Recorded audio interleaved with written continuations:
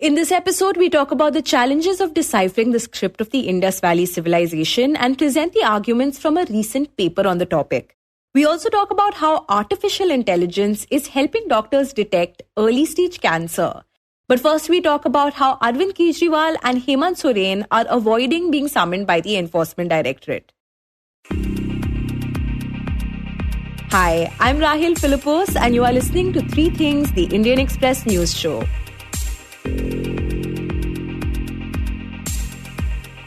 For a while now, the Enforcement Directorate, India's law enforcement and economic intelligence agency, has been attempting to summon Delhi Chief Minister Arvind Kejriwal and Jharkhand CM Hemant Soren. Kejriwal is being sought in connection with the Delhi excise policy case, while Soren is being sought in an alleged money laundering case. But despite having summoned them multiple times, both chief ministers have consistently refused to appear before the ED, each citing their own reasons. Now the question is, can individuals simply refuse to appear before the ED? And if so, for how long can they do that? In this segment, my colleague Shashank Bhargav speaks to the Indian Express's Deeptiman Tiwary about this. Deeptiman, firstly, begin by explaining why the ED has been trying to summon both Arvind Kejriwal and Hemant Soren. Okay, so Arvind Kejriwal is under investigation in the Delhi liquor policy case, and Hemant Soren is under investigation in a string of cases which range from mining and land allotment in Jharkhand, irregularities associated with these transactions, and suspected money laundering. So basically, we all know the background. Enforcement Directorate has accused the Arvind Kejriwal government, having made close to somewhere 100 crore out of the Delhi liquor policy case by granting certain favors to certain private players to cartelize the entire market. And Hemant Soren, on the other hand, is facing investigations where certain plots of land and certain mining leases have been given to his own family members when he is the head of the government. So these are basically broadly the cases under which both the chief ministers are facing investigations from the Enforcement Directorate. Right, and one of the reasons we are talking about this case is that both of them have essentially refused to be summoned by the ED. And both of them have cited their own reasons. Kejriwal has cited Rajya Sabha elections and Republic Day celebrations. So could you explain on what basis can one refuse to be summoned by the ED? Because one imagines that the charges of money laundering are pretty serious and ED is one of the top central agencies. So how exactly are they getting around this? All right. So ideally, one would expect that when an agency calls you for investigations, you must cooperate. That is how it should happen. However, both the chief ministers have given multiple reasons to not join the investigations by Enforcement Directorate. Hemant Soren has refused 7 summons, and Arvind Kejriwal has refused to attend interrogation following 3 summons by Enforcement Directorate. Both these leaders have made various allegations in their responses to the ED and given various reasons. Both have given reasons, obviously prima facie, that they have their political engagements because of which they are unable to depose before the ED. But along with that, they have also said that the Enforcement Directorate is biased, that their summons are illegal, and that they are trying to frame the leaders, or this is a political conspiracy, political vendetta. So all of these allegations have been made. Arvind Kejriwal, in fact, has said that I have asked the Enforcement Directorate as to why are you not first specifying as to whether you're calling me for questioning as an accused or a witness. And is that something the ED is supposed to do? Are they supposed to tell you whether you're a witness or an accused before summoning you? All right. So let's understand the provisions under which the Enforcement Directorate calls any person for questioning. These provisions come under Section 50 of the Prevention of Money Laundering Act.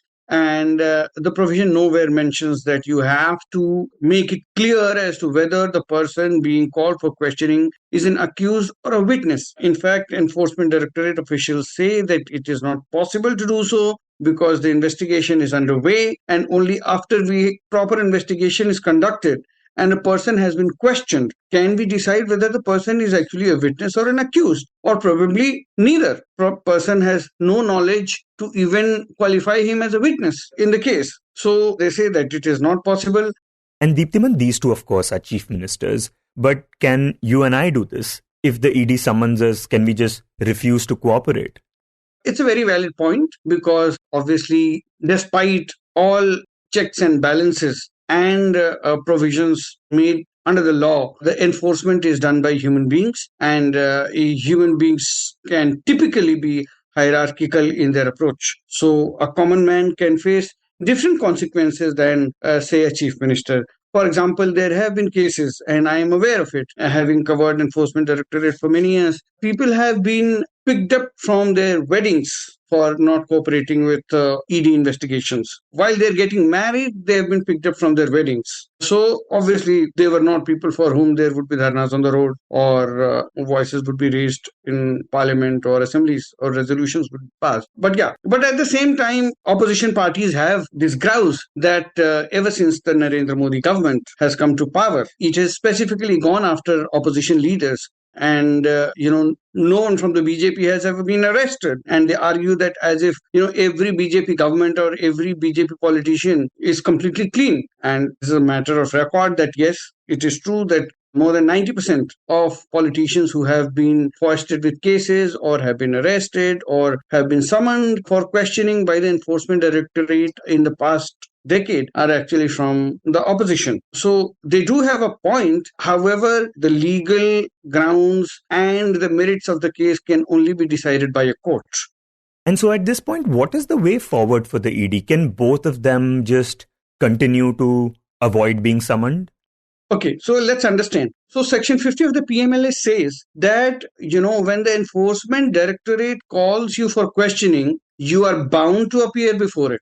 So you cannot say that I will not appear. However, you can have problems like you may be unwell, you may be in the hospital, or there may be other issues in your life. Your daughter might be getting married or anything. So you have to respond to the agency and you seek more time that, okay, fine, I am not running away from you. I have this problem. So I will come back to you. Don't worry. And the agency generally under normal circumstances, it does adjust to it and issues fresh summons. And in these cases also, fresh summons have been issued. Okay, and then when does the ED decide that enough summons have been ignored and now the person is just not cooperating with them? So let's understand that there is absolutely no provision in the law which defines what is non-cooperation with the investigation. So how many number of summons should be issued to a particular person before that person can be arrested is not there. Also, should a person be merely arrested for refusing to attend to ED summons? Again, the law is very clear. Under Section 50, there is absolutely no provision to arrest anyone for refusing summons. In fact, the only provision that is there under Section 50 to arrest a person is actually not in Section 50 but under Section 63 of the PMLA, which says that if a person refuses to respect the summons issued by the ED or refuses to produce documents or evidence as demanded by the agency, shall have to pay a fine, a penalty of 500 rupees or maximum 10,000 rupees for each default or failure. In fact, until this was there, so this was understood to be a toothless provision because, given the amount of money laundering that is involved, which runs into hundreds and thousands of crores, an accused can, every day pay that kind of fine, rupees 10,000 to ED and not appear before it. So later another provision was added which said that, if the person called for questioning refuses to respect the summons, then Section 174 of the Indian Penal Code can be invoked against the person. And under this, the person can go for up to 1 month in jail. However, for that, the ED would have to register a fresh case in a police station. Then that trial will have to be separately conducted and then the person will have to be convicted. Yeah, which is tough because then an entirely different agency is involved. Yeah, so the whole legal process becomes very cumbersome and it's just very impractical. It's very difficult to implement. The other way is that if somebody is not coming, you get a non-bailable warrant issued. Now for that, again, you will have to go to a court and, convince the court that the person is willingly not cooperating and that the only way to question this person is by taking him into custody. So that is a very cumbersome process and not easy to do. And Deeptiman, have we seen such cases of non-cooperation with the ED in the past? There have been such instances of non-cooperation with ED in the past, and generally they have ended in the arrest of the person after multiple summons. Or we have generally seen that after refusing several summons, the ED has either gone to the court or the person has finally agreed to respect the summons and appear before ED. So generally there is no escape from this. You have to appear before the agency. However, we must remember that the agency cannot just arrest because it feels that you're not cooperating with the agency. Because Section 19 of the PMLA, which deals with the powers of arrest of the Enforcement Directorate, is very clear that the Enforcement Directorate will arrest only if the investigating officer is convinced that the person it is going to arrest is guilty of the offense. So, in fact, this is a sort of a check and balance, because police can arrest you merely based on suspicion. But Enforcement Directorate official has to have cogent evidence in his hand and record reasons in writing as to why the person is being arrested. So it is very clear that non-cooperation or refusing summons alone will not tantamount to a cogent reason for arrest. And this has been held in court orders also, where the Delhi High Court on October 19, 2023, as recently as that, has held that Section 50 of the PMLA, under which summonses are issued to people, does not grant any power to the ED to arrest a person.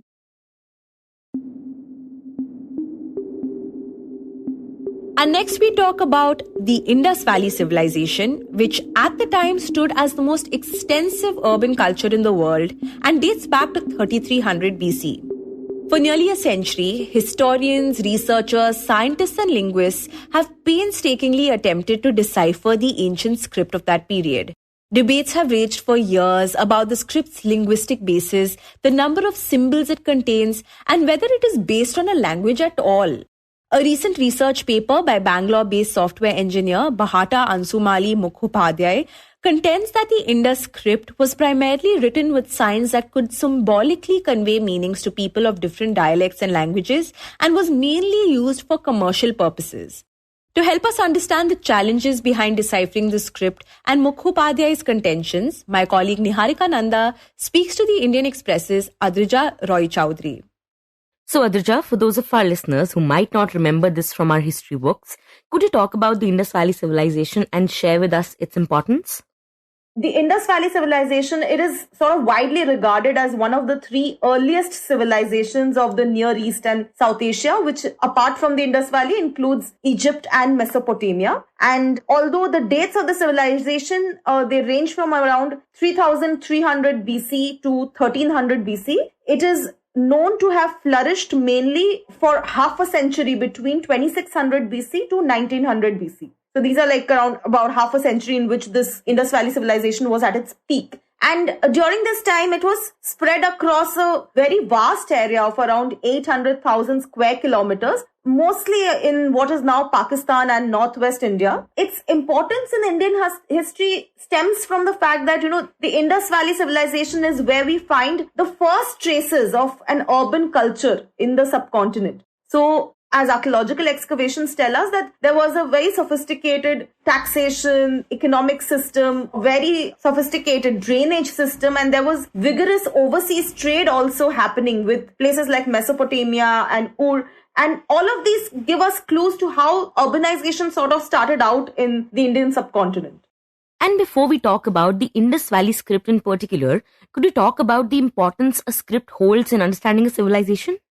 So given the fact that there is a script, the importance it holds is that it means that people could write. And again, the importance of that is the fact that, we can now figure out what did people think was important enough to write down. So it is perhaps the importance of the script of any civilization is perhaps the same as what a written record holds today. That we know that this is important enough to be put in black and white, It's something like that. So the script of any ancient civilization gives us clues to much about what human beings were thinking and how they were living at that time.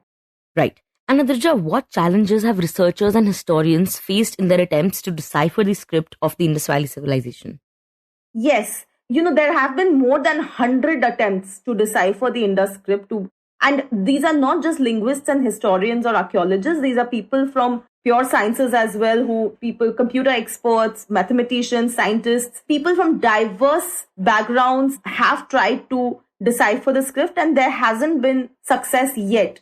And to begin with, one big challenge is the fact that there are no bilingual inscriptions of the Indus script, unlike what was, say, in the case of Egyptian and Greek scripts. And also the fact that we do not know what language the script was based on, so it is hard to decode it. Secondly, it is a logographic or a pictographic script, which means that these are signs which mean words or actions that they are representing. So since we do not know what language the script is based on, it is very hard to decode what is this one particular sign, what word is this particular sign denoting. Once we know the language, or once we know whether this is a language at all, it would perhaps be easier to figure out what each of these signs mean. And again, one very big challenge is the fact that this entire civilization was located over a large area. And one can imagine that, people from, an area as large as this would probably be speaking in different languages. Also, even the excavations that we have are very dated, are very old. We don't know enough about the Indus Valley civilization, even though,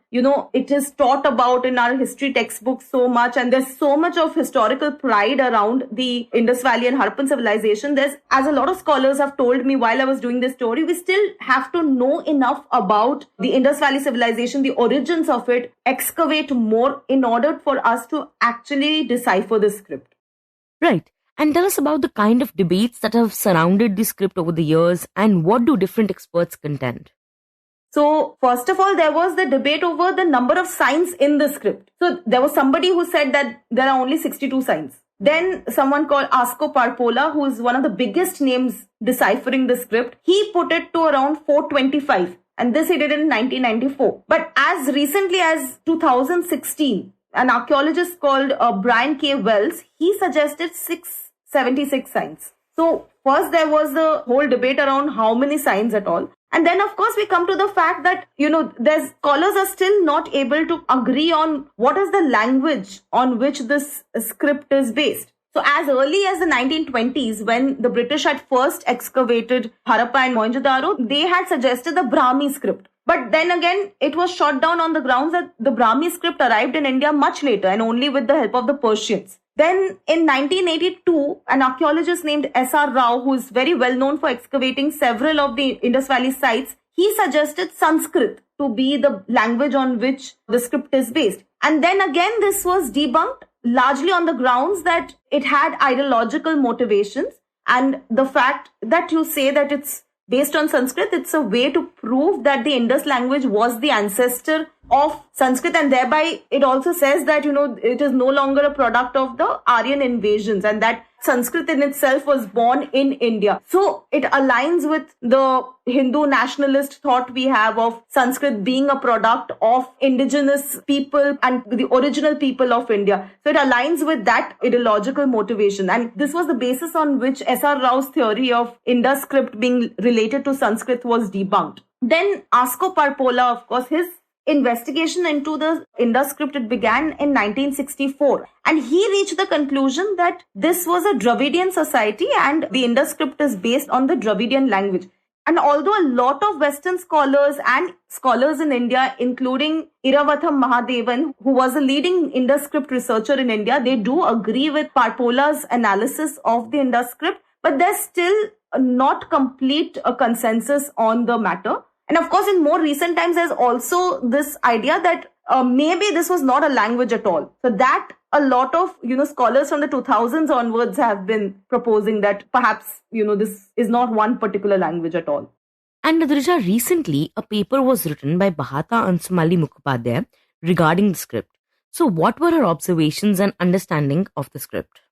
What Bahata's theory is that this was mainly a script that was written in signs that would symbolically convey meanings to people of different languages and dialects across Indus settlements. And what she's basically saying is that this is not one particular language, even though, the script does have language-like qualities, like it does have certain syntax and grammatical rules, like connecting words and all that you can find in the script, but it is not based on one particular language at all. And in her understanding, the script was mainly used for commercial purposes, so what she says is that the tablets were used as permits for tax collection or like licenses for craft making or trading. And she also says that, unlike what popular beliefs are held about the Indus script, these were not used for religious purposes, or it didn't really spell out words or names of any ancient Vedic or Tamil deity, or doesn't have prose or poetry written in any ancient language. It's mainly used for, commercial purposes. So as somebody else, Peggy Mohan, who spoke to me about the paper as well, she also says that, maybe it is wrong to consider it a script at all. And this she says in context of Bhata's recent research. And she says that, maybe we are wrong in understanding the script as a script. Maybe it was more like, say, a hallmarking system, or something like the QR codes that we use today, which is not a language. It is used for a whole other purpose. So this is what she, Bhata's paper sort of contends. Adrija, now it's been over a century that we've been trying to decipher the script, and yet we haven't been able to reach a conclusion. But what do experts say about this, and why is this source important and deserves their attention? See, one thing is we have, this huge collection of script available of a particular civilization of a particular period. That means that, it is an important source that cannot be ignored. So even though there are many things we know about the Indus Valley civilization, there's still a lot more that is yet to be understood. And one of the biggest sources are these inscriptions, is the script that has been found. And if there are close to 676 signs as what has the number that has been given recently, it's not something that historians can really ignore. It's a very big source available to historians to understand the civilization. The fact that, the script was written, again, it means that, it was something of importance. So, like Bhata had told me when I was interviewing her that, we often think that we look at an ancient script and we have this very romantic idea about how, it might be conserving poetry, it might be talking about, some ancient prose or some mythology and things like that. But actually, often on ancient scripts do tell us more about administration, about commerce, about trade in the region. And the fact that we have them available in the case of the Indus Valley civilization, so, it is absolutely imperative to look at what exactly these signs are telling us. What is it that we need to know further about this particular culture, this civilization, which is often regarded as the beginnings of urban culture in India? And finally, we talk about how AI is helping doctors detect cancer. For about a year now, a team at Mumbai's Tata Memorial Hospital has been developing an AI algorithm that specializes in detecting early-stage cancer. In 2023, the hospital set up a bioimaging bank for cancer, where it utilized deep learning to craft the algorithm based on data from over 60,000 patients gathered over the last 1 year. For those of you who are unfamiliar with deep learning, it's a method used by AI to teach computers to process data in a manner similar to the human brain. This method recognizes complicated patterns to predict future outcomes. In this case, the algorithm will be able to anticipate the tumor's aggressiveness and the chances of survival by analyzing the CT or MRI scans of a patient. In this segment, the Indian Express's Rupsa Chakraborty joins us to talk about this new AI tool and why we need it. So the cases or the incidences of cancer across India has been rising annually every year. So as per the director of Tata Memorial Center, Dr. Sudeep Gupta, he predicted that the number of cancer incidences in India, which currently stands at 13 lakh, will increase to 26 lakh in the next 10 years, which is like over 100% growth. So this cancer incidences will increase with every year. There are several reasons, of course, because of our lifestyle changes, alcoholism, addiction to tobacco. This leads to more number of cancer formation, which mutates the gene in our body. Other than that, because of the development of new technologies and advancement in science, we are now able to detect cancer at an early stage. So, as Dr. Sudeep Gupta said, the number of cancer cases will grow up every year. But do we have the infrastructure, especially in rural India, to diagnose this cancer at a very early stage? Because we know that if we can diagnose cancer at an early stage, there is an 80 to 90% chance for its recovery, complete cure. So there is a need for that infrastructure. Now we know India, with such a huge population, it's not possible to hire or appoint specialist oncologists in every corner of the country. So here comes the role of artificial intelligence. So artificial intelligence, even without the presence of specialist doctor, can detect cancer at a very early age and also suggest diagnosis. So suppose we can provide specialized treatment to a patient suffering from cancer with the help of an MBBS doctor who is not specialized in cancer, but with the help of this algorithm developed by AI, the AI can suggest a treatment protocol, the line of treatment, nutrition required for the cancer patient, and also in the early detection. Right. And Rupsha, can you tell us how they've managed to do this? Because we understand that it uses a bioimaging bank, which utilizes deep learning. Tell us how exactly that works. So they will take the scans of all the cancer patients. This will include CT scan report, MRI report, then other blood samples, other pathological, radiological scans. So they will incorporate all this data into the AI. Now, AI has the capability of understanding the hardness, the elasticity, and the survival rate of the patient. So, AI will analyze all this data and form its own algorithm. For example, in case of breast cancer, which is one of the most common form of cancer in India, the most prevalent cancer in India, so the AI might take over 1 lakh scan for it to develop its algorithm. Then it can help to predict the survival chances and also help in the diagnosis of the patient. So as Dr. Sudeep Gupta explained, for each cancer, they will have to develop its own tailor-made algorithm, and each cancer will have its own set of process. Like some cancer may take only 5,000 scans to have its own tailored algorithm, but in case of other cancers which are also very rare, it may take over 1 lakh or 50,000 scans to have its own algorithm. Right. And you've written that at the moment it's still at a nascent stage, but are there ways that it has already started helping doctors? So they have been able to reduce the exposure of radiation of children during CT scan, because we know when a child or a patient goes through the CT scan, they are exposed to a lot of radiation, which is very harmful for the body. So for the cancer patient on a regular basis, they have to undergo the CT scan radiology test. So what they have done, they have been able to reduce the radiation exposure by 40% with the help of AI.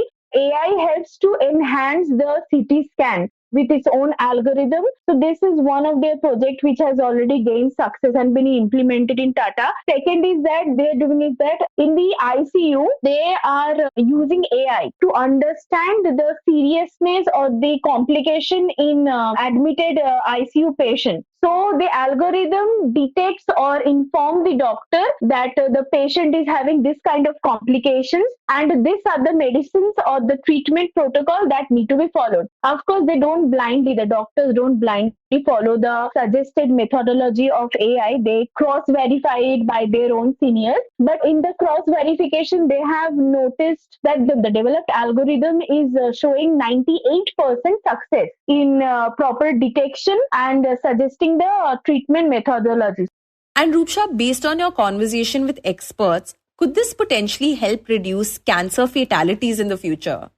Yes, as I said earlier, in 80 to 90% of the cases, if cancer is detected at an early stage, there is a 80 to 90% chance of the patient getting cured of the cancer. So it is very important considering that we are seeing, like in the last 10 years, there has been 25% surge in registration of cancer cases across India. And we know there will be, like, the cases will double up in the next 10 years. So there is a need for early detection of the cancer so that doctors can start the treatment at an early stage. With this, the fatality rate, cancer-related fatality rate will of course decrease in India. For that, we need AI, which will assist in the diagnosis in rural areas where the healthcare privilege, the accessibility of healthcare is very limited, and they don't have specialists or specialized oncologists to do the diagnosis and provide adequate treatment facilities.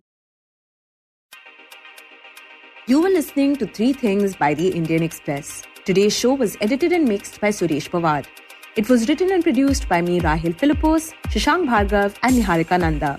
If you like the show, then do subscribe to us wherever you get your podcasts. You can also recommend the show to someone who you think will like it. Share it with a friend or someone in your family. It's the best way for people to get to know about us. You can also tweet us at Express Podcasts and write to us at podcast@indianexpress.com.